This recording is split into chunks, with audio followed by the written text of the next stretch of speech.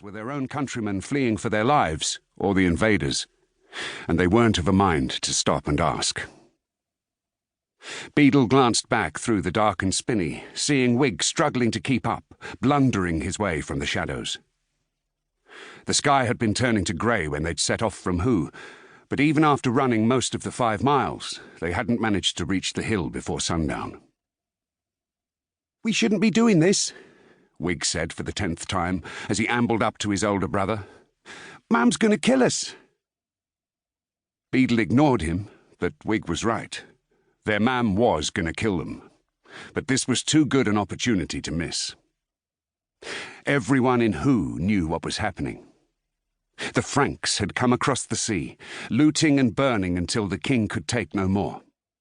He'd raised the Fyrd and gone to face them, and by now it would all be over, one way or the other. Beadle might have missed the scrap, but he was damned if he was going to leave all that loot lying around for the crows. "We should go back, it's too dark," Whig moaned. "Go back then," Beadle snapped.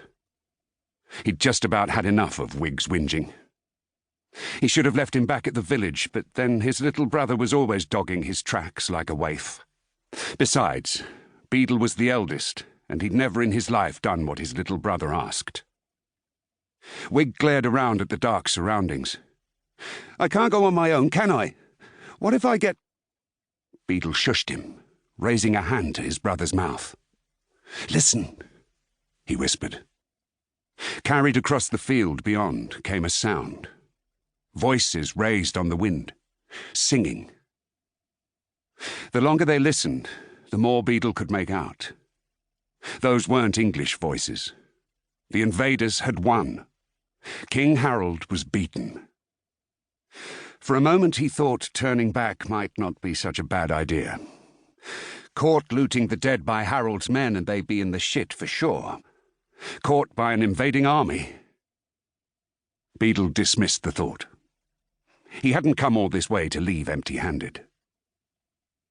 Silently he led his brother through the trees to the edge of the spinney. It was a bright enough moon to see by, and the view made something twist in his guts. Dark shadows peppered the field. Corpses lay like abandoned sacks of dirt all the way across the flat expanse and up the hill. And atop that rise stood a camp, tents all along the dark horizon, flags flying, fires burning. "Is that the King's men?" Whig whispered. "Course it ain't the bloody King's men, idiot. Listen to them. Does that sound like any King's men you've ever heard?" Whig's silence told Beadle his brother understood perfectly well they were not King's men. Just as Beadle was wondering whether this was a good idea after all, a spot of rain landed on his face. In moments, that spot had turned to a spatter and then to a torrent as the sky opened up and it started to piss down. A smile crossed Beadle's face. Those Franks would be less likely on the lookout for looters in this, and the sound of it beating down would hide any noise the pair of them might make. "Right," he said to Whig. "Best be quick about this." He darted from beneath the trees, Whig at his shoulder. Under cover of dark, they reached the first mass of corpses sprawled out on the field. To Beadle's eye, they reminded him of how his father had often looked those years ago, just before he'd drunk himself to death. That useless bastard had spent a lot of his time lying around like a dead man. Beadle could only hope the dead he ransacked tonight would grant him more of a legacy than his sot of a father ever had. Their skin was stony pale in the moonlight. Not that the dead bothered him. He'd seen enough of them in his few short years to know there was nothing to fear from a corpse. Beadle searched the first body, but there was nothing to find. No coin, no jewellery, no nothing. He moved on to the next. This one had nothing on him either, apart from a leather belt at his waist. Beadle saw the buckle was iron, might have been worth something.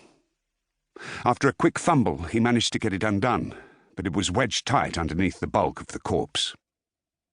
"Help me, will you?" Beadle said to Whig. He struggled again, yanking at the belt, but it wouldn't come free. Turning, he saw Whig watching him. "Don't stand gawping,"